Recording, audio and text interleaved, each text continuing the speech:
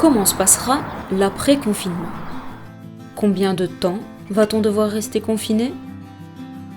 Pourra-t-on reprendre une vie normale ? Quelles seront les conséquences ? Les premières études menées par les chercheurs chinois ont démontré qu'en confinement, plus la date de fin est indéfinie, plus il est difficile à vivre. Plus il est long, plus il aura d'impact.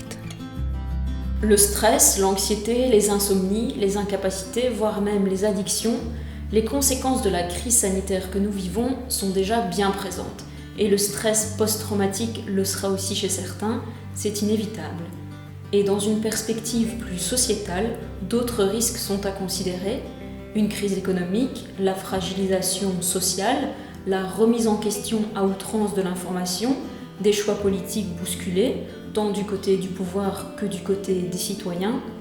Même si on sait qu'il y aura un avant et un après, tout cela relève encore de tant d'incertitudes, et l'être humain a du mal avec ça, les incertitudes.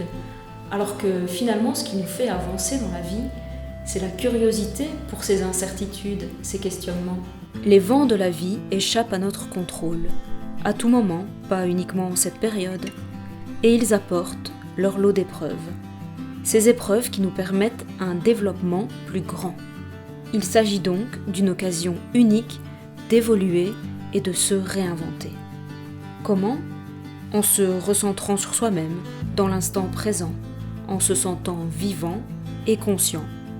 Et cette conscience de vivre nous ramène à nos valeurs essentielles dont on s'était peut-être éloigné. Pour ma part, je ralentis. J'essaie d'être en accord avec moi-même, ici et maintenant, et les preuves me ramènent vers la créativité, l'harmonisation, la nature,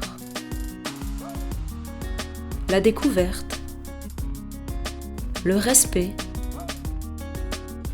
la curiosité, la conscience corporelle, l'apprentissage, l'autodiscipline, l'expression, l'authenticité. Et je sais qu'à la sortie du confinement, tout cela m'aidera concrètement pour une autre chose qui me tient à cœur, contribuer activement à un monde meilleur. Évidemment, je ne peux pas m'empêcher de penser à toutes les situations de détresse autour de nous. Et évidemment, je serais heureuse que cette crise sanitaire prenne fin. Évidemment, je serais heureuse de retrouver mes proches, de retrouver des activités mises entre parenthèses. Mais jusque-là, en fait, ça ne me manque pas. Ou en tout cas, pas toujours. Parce que je me dis que j'ai une occasion unique d'utiliser les vents actuels pour prendre une autre direction et enfin trouver ma place. Et pour ce qui est du décompte des jours, pour Bertrand Piccard, la clé est de ne pas se projeter dans le futur. Il s'agit d'être conscient dans l'instant présent et un jour, le confinement touchera à sa fin. Et vous vous étonnerez vous-même de voir cette épreuve derrière vous, avec évidemment toute l'irréversibilité indéniable qui s'en suivra. Au moment où on est coupé de toutes nos références, qu'on se sent perdu, qu'on a l'impression que le monde s'écroule, eh bien on peut se rendre compte qu'on a en soi suffisamment de ressources intérieures pour pouvoir continuer à vivre, pour pouvoir s'adapter au changement. C'est ça la confiance, c'est de voir que les ressources, elles sont à l'intérieur de nous et pas à l'extérieur.